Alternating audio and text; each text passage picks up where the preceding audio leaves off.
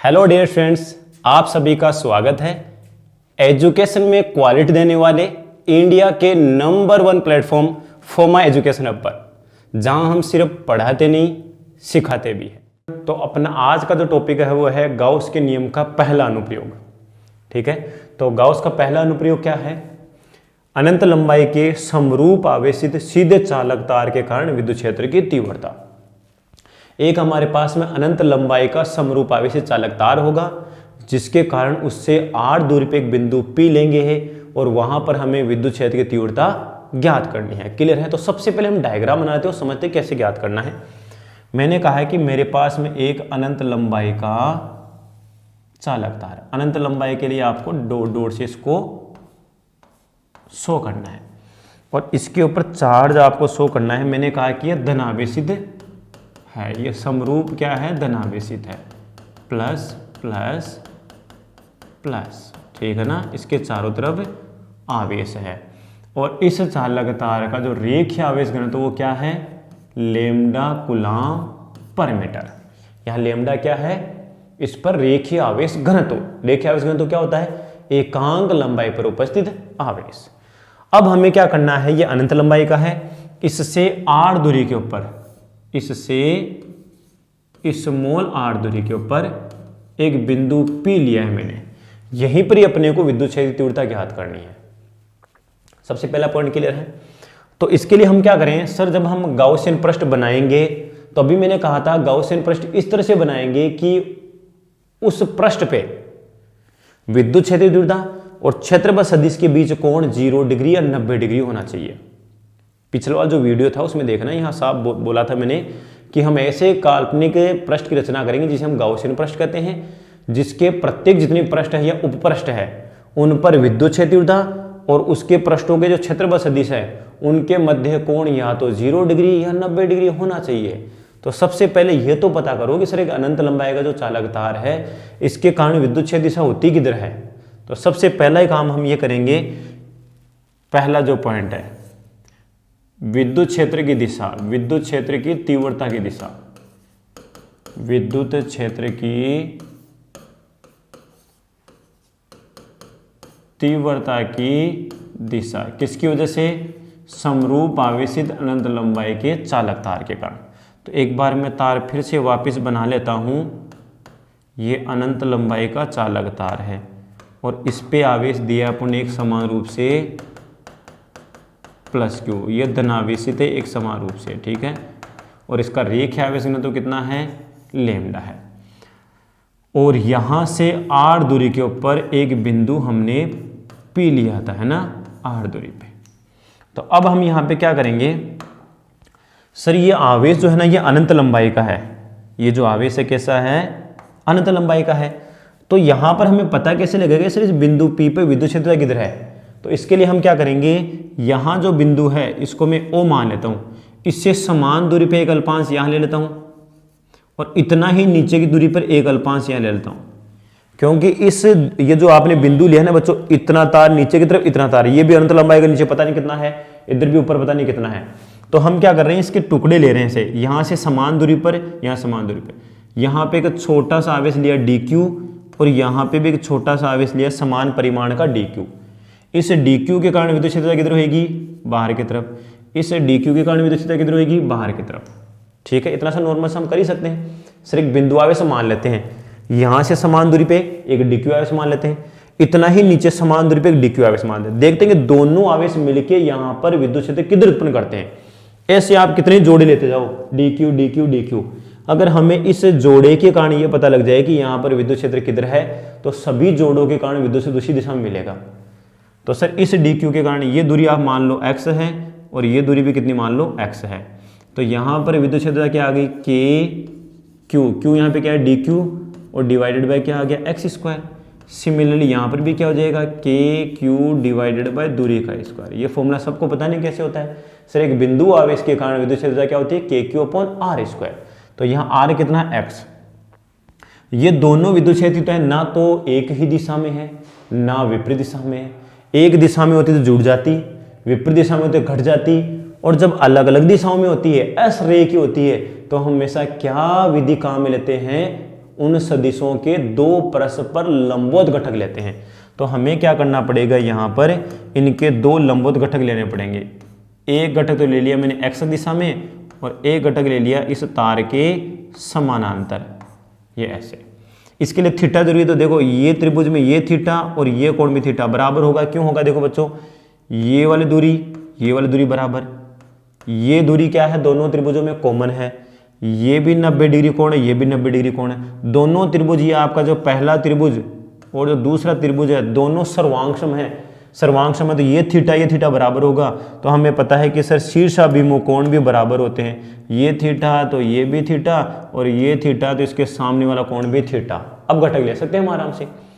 Sir सदिश का theta के साथ घटक क्या होता है, कोस थीटा। तो मान लो ये विद्युत क्षेत्रता आपकी डी थी, ये भी विद्युत क्षेत्रता क्या थी, डी थी। तो यहाँ घटक आ गया क्या, डी कोस थीटा। और दूसरा घटक भी क्या आ गया, दूसरे वाले का वो भी आ गया डी कोस थीटा।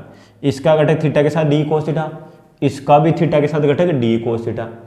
इसका जो लंबवत घटक है वो क्या हो जाएगा, डी साइन थीटा। और इसका इधर घटक क्या हो जाएगा, डी साइन थीटा। अब बताओ बच्चों, देख क्या समझ में आ रहा है आपको। सर इन दोनों के जो परस्पर लंबवत घटक थे, इसका इधर मिला डी कोस थीटा, इसका भी इधर मिला डी कोस थीटा, इसका इधर मिला डी साइन थीटा, इसका भी इधर मिला डी साइन थीटा। ये D sine theta D sine एक दूसरे को कैंसिल कर देंगे। क्यों, क्योंकि परिमाण में समान है और दिशा में विपरीत है। जबकि ये दोनों घटक एक ही दिशा में होने के कारण परस्पर जुड़ जाएंगे। तो बच्चों मुझे एक चीज बताओ, डी दोनों ने मिलकर इधर परिणामी विद्युत क्षेत्र किधर दिया, तार के लंबवत दिया। ऐसे डी और ले लो, इनके ये लंबवत घटक कट जाएंगे, फिर डी कोस थीटा आ जाएगा। ऐसे अगर हम पूरे तार को अगर लेते हैं तो इस बिंदु पर परिणामी विद्युत क्षेत्र किधर आएगी, तार के लंबवत ही मिलेगी। तो हमें सबसे पहला पॉइंट यही याद रखना है कि अनंत लंबाई के समरूप आवेश चालक तार के कारण ई की दिशा किधर होती है, तार के लंबवत। तो बच्चों देखो ई वेक्टर की दिशा किधर मिल गई अपने को, ई वेक्टर की दिशा। तो ई वेक्टर की दिशा किधर आ गई, तार के लंबवत। लंबवत कैसे, यदि प्लस लेमडा है तो लंबवत बाहर की ओर, लंबवत बाहर की ओर। अगर लेमडा माइनस है, ऋणात्मक है हमारे पास में आवेश, तो किधर रहेगा, तार की ओर, लंबवत तार की ओर। ठीक है। अगर हमारे पास में विद्युत क्षेत्रता ज्ञात करनी है तो हमें यह तरीका यूज करना पड़ेगा, जिससे हमें यह पता लग गया अगर यह तार धनावेशित है तो ई की दिशा तार के लंबवत बाहर की ओर होगी। अगर तार ऋणावेशित है तो विद्युत क्षेत्र दिशा तार के लंबवत अंदर की ओर, तार की तरफ होगी। अब हम बात करते हैं सर ई वेक्टर की गणना करेंगे। तो ई वेक्टर की गणना करने के लिए मैं फिर से एक बार तार बना दूं, हमें वो गाउसियन पृष्ठ बनाना पड़ेगा। तो सर आपने जो तार लिया था उसको एक बार यहाँ ड्रॉ कर लो, और ये आपने अनंत लंबाई का तार लिया यहाँ पे, और इस पे आप बना लो आवेश। एक समान रूप से ये चालक तार क्या है, आवेशित है। ठीक है यहाँ तक। चलो यहाँ से आर दूरी पर ये बिंदु P था, और इसका जो रेखीय आवेश घनत्व वो क्या है अपना, लेमडा कूलाम पर मीटर है। अब बच्चों मुझे क्या करना है, यहाँ पे इस रेखीय आवेश को परिबद्ध करना है। अनंत लंबाई का तो आप परिबद्ध कर नहीं सकते, जितना भाग कर सको आप उतना करने की कोशिश करो, जिससे बिंदु P उस पृष्ठ पे आ जाए जहां पर आप विद्युत क्षेत्रता ज्ञात करना चाहते हो ना। और जब आप गाउसियन पृष्ठ बनाओगे तो उस पृष्ठ पे वो बिंदु P आना चाहिए। तो अभी भी मैंने ट्रिक बताई थी, जब हम रेखीय आवेश घनत्व कवर करेंगे चारों तरफ तो बेलन बनाना पड़ेगा। तो हम सबसे पहला काम क्या करेंगे, बेलनाकार गाउसियन पृष्ठ बनाएंगे।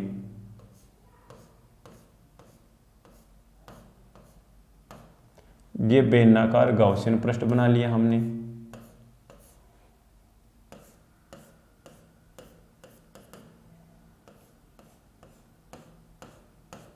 गाउसियन पृष्ठ को हम कैसे बनाएंगे, डॉट डॉट की हेल्प से बनाएंगे। ये काल्पनिक पृष्ठ है हमारा, ये काल्पनिक पृष्ठ। तो इस गाउसियन पृष्ठ की ये हमारा जो है ये क्या है, गाउसियन पृष्ठ है। बेलनाकार गाउसियन पृष्ठ, बेलनाकार गाउसियन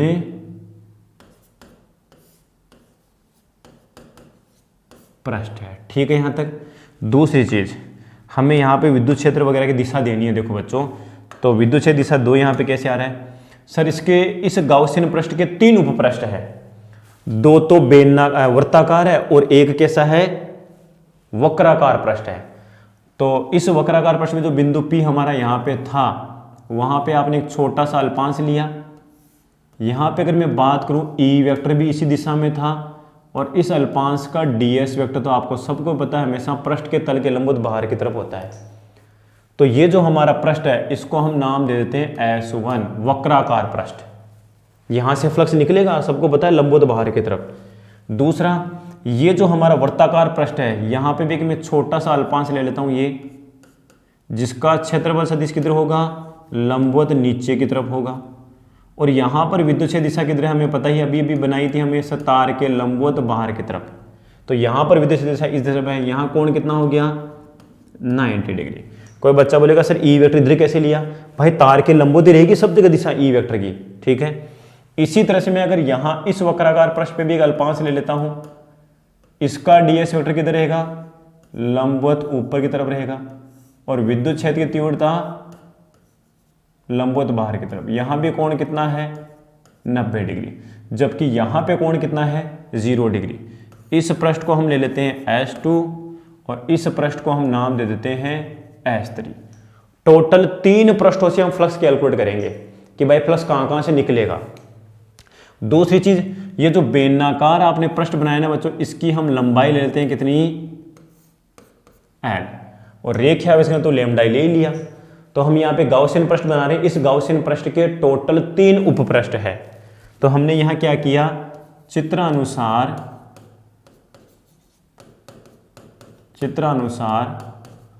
तार को x मानते हुए एक यहां बिंदु में देता हूं O, OP बराबर स्मॉल r त्रिज्या तथा स्मॉल l लंबाई के एक बेलनाकार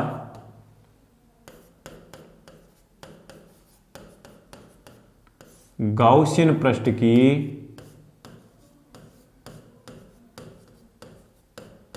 रचना करते हैं।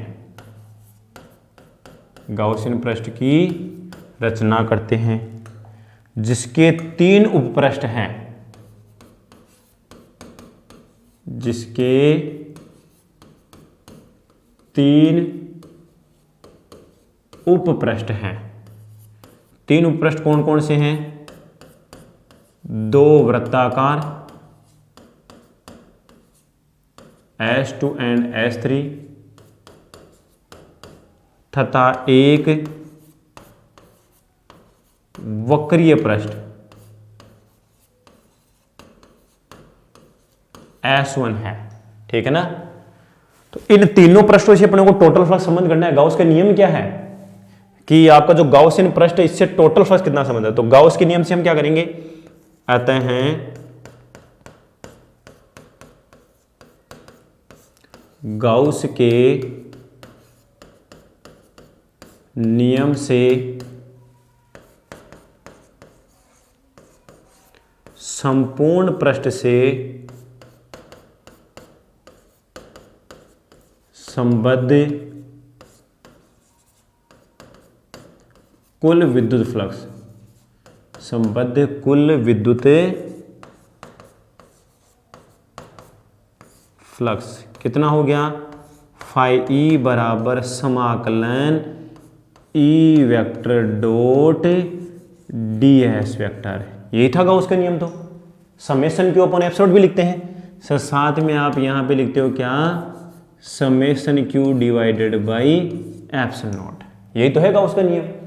संबद्ध कुल विद्युत फ्लक्स का मान उस गाउसियन पृष्ठ द्वारा परिबद्ध कुल आवेश बटे एप्सिलॉन नॉट के बराबर होता है। ठीक है सर, यहां तक क्या ये जो आप समाकलन कर रहे हो ये एक ही पृष्ठ है क्या? नहीं सर, टोटल यहां से यहां से यहां से फ्लक्स निकलेगा। तो यहां पे 3 भागों में इस समाकलन को हम डिवाइड करेंगे। तो S1 पे कितना फ्लक्स संबंध कर रहा है, ये हो गया, प्लस दूसरा पृष्ठ हमारे पास में क्या है S2, वहां से फ्लक्स कितना है, टोटल फ्लक्स को 3 भागों में डिवाइड कर लिया। तीसरा पृष्ठ क्या अपने पास में S3 E vector dot ds vector. और तीसरी बात है समेशन क्यू। समेशन क्यू को हम यहाँ पे नेक्स्ट स्लाइड पे कैलकुलेट करेंगे, summation Q divided by epsilon not.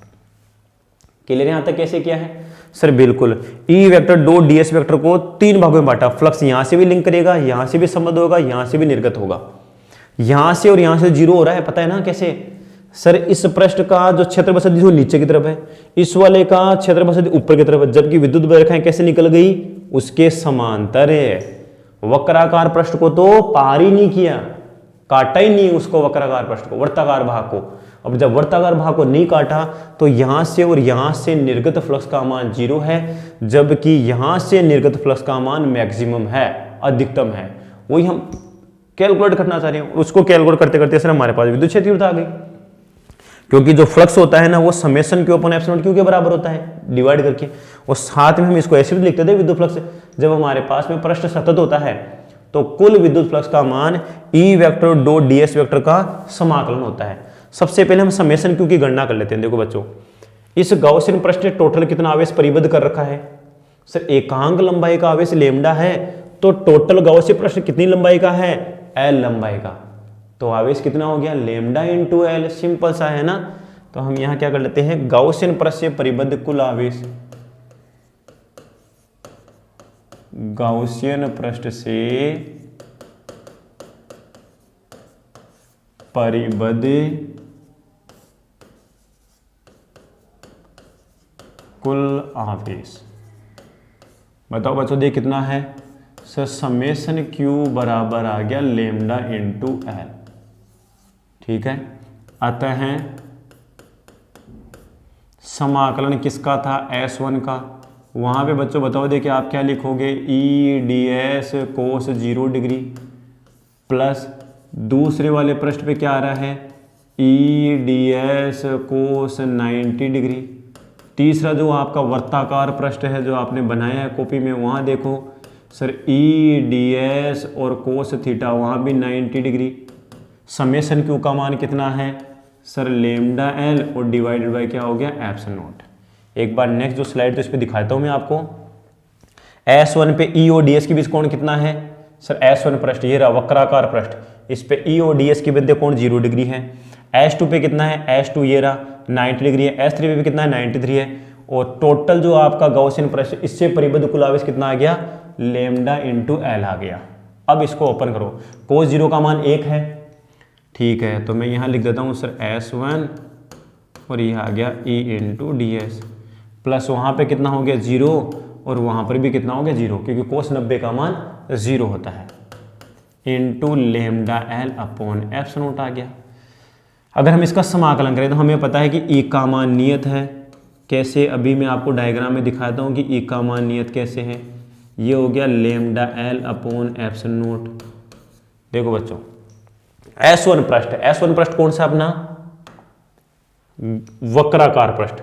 और वक्राकार पृष्ठ ना तार से सब जगह बराबर दूरी पर रहेगा सिलेंडर। देखो बच्चों, और जब बराबर दूरी पर रहेगा तो आवेश से विद्युत क्षेत्र भी क्या रहेगा, एक समान रहेगा। सॉरी बच्चों, एक बार थोड़ी जुकाम लगी हुई है। ठीक है, तो देखो इस तार से समान दूरी के ऊपर बिंदु P यहां यहां यहां कहीं पे भी हो सकता है। इसका मतलब इस पृष्ठ पे, इस वक्राकार पृष्ठ पे सब जगह विद्युत क्षेत्र का मान कैसे रहेगा, नियत। और जब हम समाकलन में नियत चीज जो कांस्टेंट उसको क्या कर लेते हैं, बाहर कर लेते हैं। तो हमारे पास में सर जो E वेक्टर है वो बाहर की तरफ आ गया। तो यहां पे हम क्या करेंगे, E, अब समाकलन ऑफ ds क्या हो गया, ds क्या था, अल्पांश का क्षेत्रफल। समाकलन का मतलब संपूर्ण पृष्ठ का क्षेत्रफल, संपूर्ण पृष्ठ का क्षेत्रफल। संपूर्ण पृष्ठ किसका, S1। S1 क्या था, वक्राकार पृष्ठ। और बेलन का संपूर्ण वक्रीय पृष्ठ क्या होता है, 2πr/h।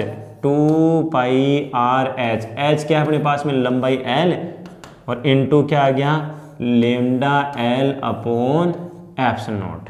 ठीक है, तो यहां आप साइड में लिखना था तो लिख सकते हो, समाकलन ऑफ ds S1 बराबर कितना आ गया, 2πrl। ये क्या है, वक्राकार पृष्ठ का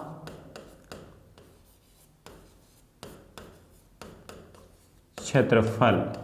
ठीक है ना, हमारे पास में ये जो कोई साइड में हम लिखते हैं ना कि यहाँ पे समेशन ऑफ ds क्या है, वक्राकार पृष्ठ का क्या है, क्षेत्रफल है। बेलन के वक्राकार पृष्ठ का क्षेत्रफल आपको ध्यान में रखना है, क्योंकि S1 हमारे पास में क्या था, वक्राकार पृष्ठ।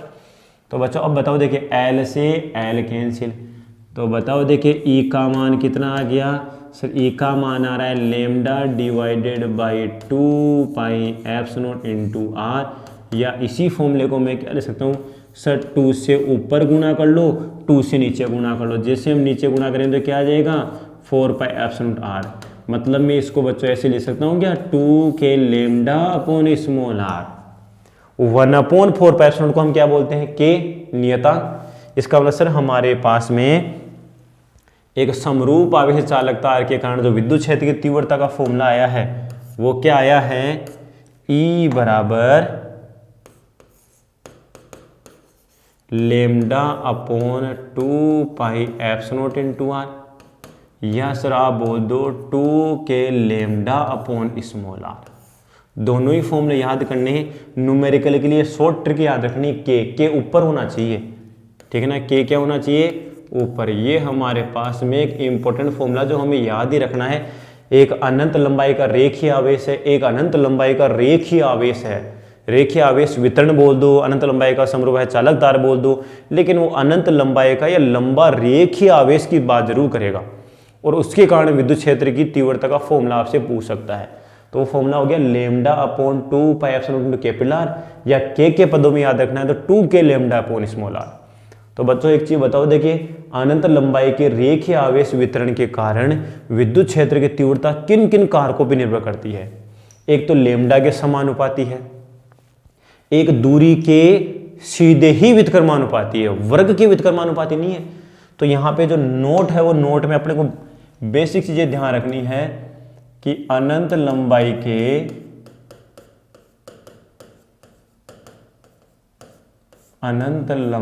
के रेखीय आवेश वितरण के कारण, रेखीय आवेश वितरण के कारण, अनंत लंबाई के रेखीय आवेश वितरण के कारण विद्युत क्षेत्र के कारण विद्युत क्षेत्र की तीव्रता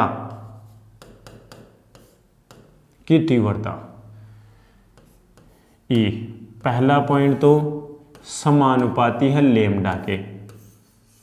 मतलब सर अगर हम यहाँ पे ग्राफ बनाएं रेखीय आवेश तो लेमडा और E के बीच, तो ग्राफ कैसा बनेगा, समानुपाती, सीधी रेखा में बनेगा। लेमडा रेखीय आवेश घनत्व का मान जितना ज्यादा, विद्युत क्षेत्र का उतना मान ज्यादा। रेखीय आवेश घनत्व का मतलब क्या है, एकांक लंबाई पे आवेश की मात्रा, जितना पास पास होगा आवेश उतनी ज्यादा विद्युत क्षेत्रता मिलेगी। बी पॉइंट क्या है सर, विद्युत क्षेत्र की तीव्रता दूरी के क्या है, व्युत्क्रमानुपाती है। दूरी के क्या है, व्युत्क्रमानुपाती है। और जब दूरी के व्युत्क्रमानुपाती है तो यहाँ बनते हैं दो ग्राफ, एक तो R और E के बीच। सर ये बनेगा अति परवलय, ग्राफ कैसा रहेगा, अति परवलय। ठीक है ना, ग्राफ कैसा बनेगा, अति परवलय, व्युत्क्रमानुपाती, इस तरह से। यहीं से दूसरा ग्राफ एक और आता है जो एग्जाम में जनरली पूछ लेते हैं कि दूरी के साथ ग्राफ नहीं बनाया हमने, विद्युत क्षेत्र की तीव्रता का 1/r के साथ। 1/r अपने आप में एक पद हो गया, बच्चों ध्यान रखना, 1/r अपने आप में एक पद हो गया। और जब 1/r अपने आप में एक पद हो गया तो हमारे पास फॉर्मूला क्या था, 2 के लेमडा अपॉन 1/r, 1/r को मैं x से लिख देता हूँ, ऐसे मान लो 1/r x है, ये x है, मान लो ये x है सर, x बढ़ेगा तो e भी बढ़ेगा, इसका मतलब यहाँ ग्राफ कैसा आएगा, समानुपाती। अगर e का r के साथ ग्राफ पूछे तो अति परवलय बनाना है, इस तरह से, सीधी लाइन नहीं, ध्यान रखना बच्चों, ये सीधी लाइन नहीं है, ये लाइन कुछ इस तरह से है, ठीक है। मैं एक बार इसको दोबारा से बना देता हूँ, बच्चे कंफ्यूज हो जाते हैं, यहाँ गलतियाँ करते हैं बहुत ज़्यादा। ये बच्चों जो लाइन है इस तरह से है, अति परवलय है, ऐसे बैंड खाते हुए, है ना, और यहाँ पे जो है वो सीधी लाइन बनेगी। क्लियर है यहाँ तक। दूसरी चीज़, यहाँ पे एक छोटा सा 1 नंबर का न्यूमेरिकल भी आ सकता है। क्वेश्चन में आपसे क्या बोलेगा, यहाँ पे देखो बच्चों, न्यूमेरिकल यहाँ क्या होता है, मैं यहाँ पे r लिख देता हूँ एक बार। न्यूमेरिकल के लिए अपने को ये फॉर्मूला यूज करना है 2k λ/r, ठीक है ना। न्यूमेरिकल्स के लिए ये करना है अपने को फॉर्मूला, ये जो फॉर्मूला है, फॉर्मूला यूज्ड फॉर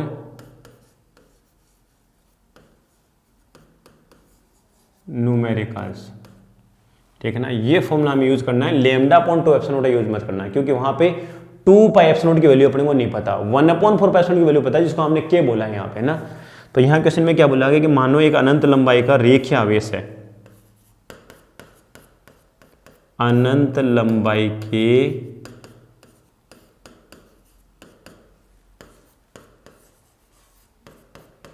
रेखीय आवेश के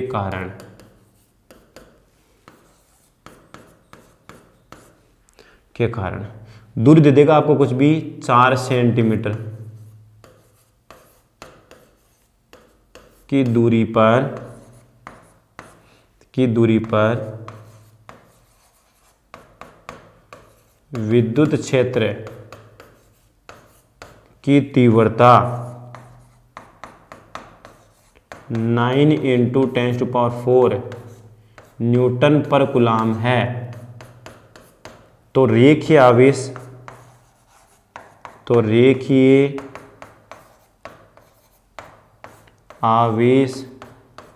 घनत्व ज्ञात कीजिए। तो रेखीय आवेश घनत्व ज्ञात कीजिए। सिंपल सा न्यूमेरिकल है, दिख रहा होगा आपको कैसे करना है, इसको बताओ दे कैसे करना है। सिंपल सा न्यूमेरिकल है, अनंत लंबाई के रेखीय आवेश के कारण 4 सेंटीमीटर दूरी पर विद्युत क्षेत्र तीव्रता ये दी हुई है। तो सीधी सी बात है सर, अनंत लंबाई का रेखीय आवेश वितरण आ गया और उसके कारण विद्युत क्षेत्र तीव्रता का फॉर्मूला हमें पता ही है सर। ये फॉर्मूला होता है E = 2k λ/r। Sir lambda पूछा है तो क्या आ गया, E × r / 2k। Sir E का मान बोला है 9 × 10⁴।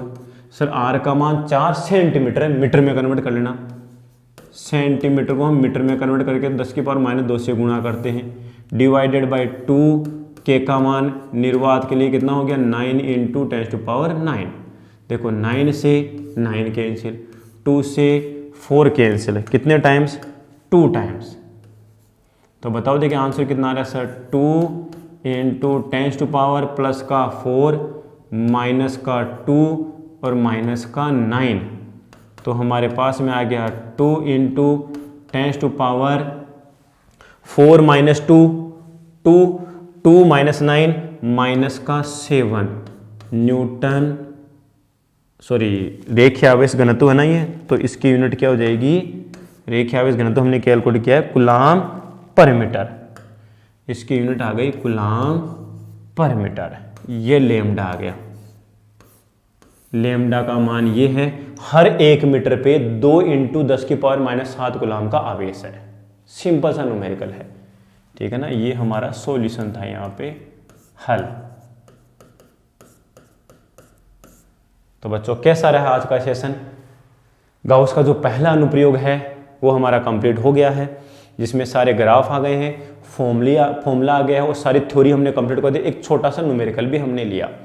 वैसे तो रेखीय आवेश घनत्व पे, रेखीय आवेश वितरण पे बहुत सारे न्यूमेरिकल्स बनते हैं, उन सबको हम चैप्टर से कंप्लीट होने के बाद सभी जितने भी न्यूमेरिकल्स हैं ना, रेखीय आवेश वितरण है, कूलाम के नियम पे और आपके विद्युत क्षेत्र की तीव्रता पर, एक विद्युत क्षेत्र में आवेश की गति उन सबको हम बिल्कुल बेसिकली डिस्कस करेंगे अच्छे से। किताब के बुक के जो न्यूमेरिकल एनसीईआरटी के उनको भी हम करवाएंगे सॉल्व, ठीक है। तो अपना आज का जो 4 नंबर का टॉपिक है ना वो कंप्लीट हो गया। तो इसी तरह लगातार आप पढ़ते रहिए अच्छे से। फिजिक्स को बेसिक्स से समझकर सीखने के लिए और class 11-12 IIT JEE and NEET की प्रिपरेशन करने के लिए आज ही जुड़िए फोमा एजुकेशनल हब के साथ। स्कूलिंग, कॉलेज एंड सभी कॉम्पिटिटिव एग्जाम्स के कंप्लीट कोर्स देखने के लिए आज ही प्ले स्टोर से डाउनलोड कीजिए फोमा एजुकेशनल हब का मोबाइल एप्लीकेशन।